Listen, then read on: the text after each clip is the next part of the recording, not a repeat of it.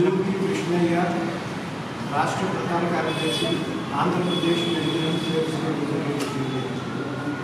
ఈయన కుమార్, రాష్ట్ర అధ్యక్షుడు, ఆంధ్రప్రదేశ్ మెడికల్ సర్వీసెస్. మహేష్, విజయవాడ శాఖ కార్యదర్శి. ఈరోజు 1972లో విజయవాడలో FMRA, అది federation of medical and service representatives association of India, అది FMRA లో 3 లక్షలకు పైగా మెడికల్ అండ్ సర్వీస్ రిప్రజెంటేటివ్స్ ఇందులో సభ్యులుగా ఉన్నాం. దానికి కౌన్సిల్ మూవ్మెంట్ అనేది స్టార్ట్ అయింది విజయవాడలో 1972 తర్వాత. మళ్ళీ 2024లో అంటే 52 సంవత్సరాల తర్వాత FMRA meeting, general council meeting విజయవాడలో నిర్వహిస్తున్నాం. రేపు 7, 8, 9 3 రోజులు FMRA జనరల్ కౌన్సిల్, 9, 10, 11 రాష్ట్ర మహాసభలు. ఈ రెండు కూడా 5వ తారీఖు నుంచి 11వ తారీఖు వరకు విజయవాడలో నిర్వహించడం జరుగుతుంది. దీనికి 22 రాష్ట్రాల నుంచి 400కి పైగా ప్రతినిధులు హాజరవుతున్నారు. ఈ రోజున మెడికల్ రిప్రజెంటేటివ్స్గా మేము అనేక సమస్యలు, ప్రజా సమస్యల మీద పోరాడుతున్నాం.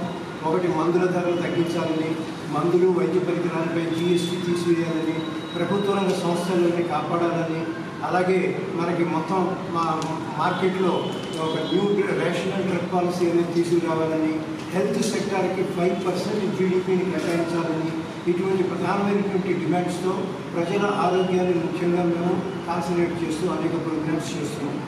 రేపు 7వ తారీఖున ఇక్కడ ప్రారంభ సభ కూడా జరుగుతుంది. దానికి మా ఫౌండర్ సభ్యులు, అట్లాగే FMRA former general secretary JS Majumdar గారు, CITU జాతీయ ప్రధాన కార్యదర్శి కామ్రేడ్ తపన్ సింగ్ గారు, అలాగే FMRA general secretary Shantanu Chatterjee, president Ramesh Sundar, వీళ్ళందరూ కూడా అందులో పార్టిసిపేట్ చేస్తున్నారు. ముఖ్య అతిథిగా తపన్ సింగ్ గారు వస్తున్నారు.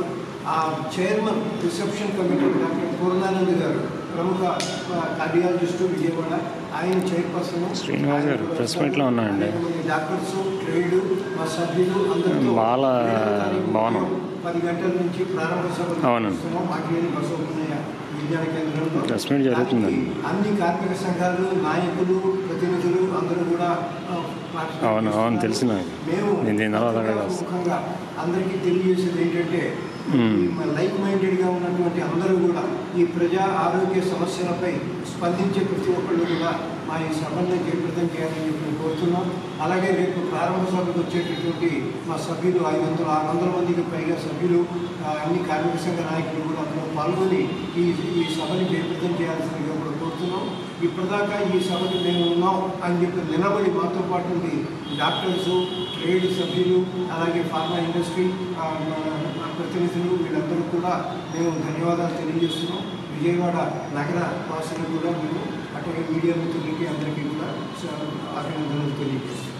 ఇవి మేము ముఖ్యంగా రేపు 9వ తారీఖున రాష్ట్ర మహాసభలకు కూడా ప్రారంభ సభ మధ్యాహ్నం 3 గంటలకు జరుగుతుంది. దానికి ప్రధాన ముఖ్య అతిథిగా మాకు KS లక్ష్మణరావు గారు MLC ఆయన వస్తున్నారు.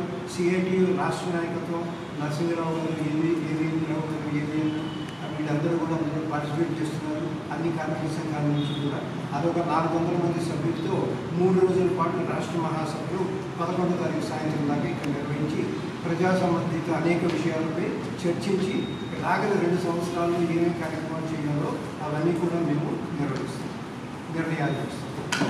ఇది ముఖ్యంగా ఈ రోజున పత్రికాముఖంగా మేము చెప్పేది.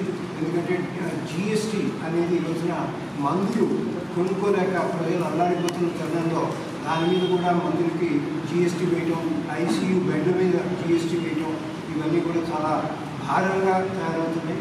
ఈ పరిస్థితుల్లో మా ప్రధానమైనటువంటి డిమాండ్ మందుల ధరలు తగ్గించాలని, GST తీసివేయాలి. అలాగే ఈ మీడియా సమావేశాన్ని ఉద్దేశించి ప్రెసిడెంట్ గారు ఆయన కూడా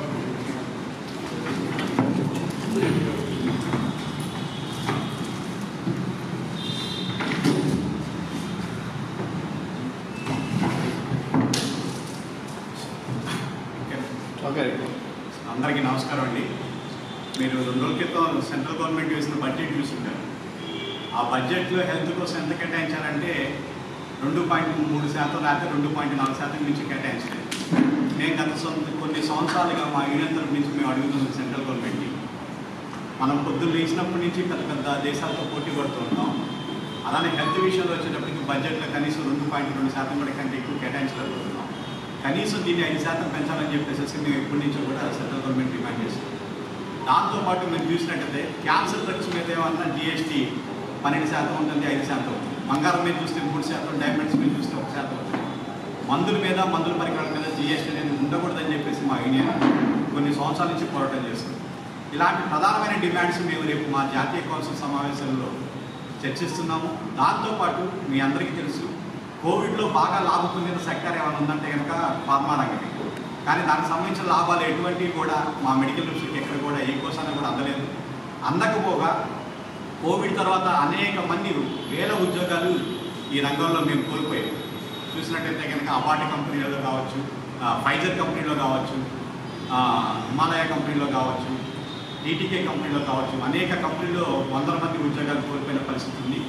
దాంతోపాటు కొత్తగా ఇవాళ మెడికల్ కంపెనీలన్నీ కూడా జీపీఆర్ఎస్ అని చెప్పేసి మా వ్యక్తిగత సమాచారాన్ని భద్రత లేకుండా మా మీద నిఘా పెట్టే ప్రయత్నం కూడా చేస్తుంది. ఈ సమస్యలు ఒక పక్క, మరో పక్క ప్రజా సంబంధించిన అంశాల మీద మేము ఈ 3 రోజుల జాతీయ కౌన్సిల్ సమావేశాల్లో చర్చలు జరుపుతాం. దాని తర్వాత జరగబోయే రాష్ట్ర మహాసభల్లో కూడా ఈ 3 రోజులు కూడా జాతీయ కౌన్సిల్ సమావేశంలో తీసుకున్న నిర్ణయాలకు అనుగుణంగా ఈ రాష్ట్ర మహాసభలో కూడా అనేక నిర్ణయాలు తీసుకోవడం జరుగుతూ ఉంటుంది. దానికి ప్రధానంగా ముందు రోజు 9వ తారీఖు మధ్యాహ్నం పాటు ప్రారంభ మహోత్సవ సభ జరుగుతుంది. దానికి కేఎస్ లక్ష్మణరావు గారు ముఖ్య అతిథిగా ఇచ్చేస్తారు. ఆ ఇనాగ్రల్ సెషన్కి దాదాపు మేమందరం కూడా ప్రజా సంఘాలని, ప్రజలను కూడా ఆహ్వానిస్తున్నాం. వారందరూ వచ్చి తప్పకుండా మా రాష్ట్ర మహాసభని జయప్రదం చేయాలని చెప్పేసి ఈ సందర్భంగా మేము రాష్ట్ర అధ్యక్షుడు CH Kumar, Andhra Pradesh medical sales representative senior sir మాట్లాడు. చాలా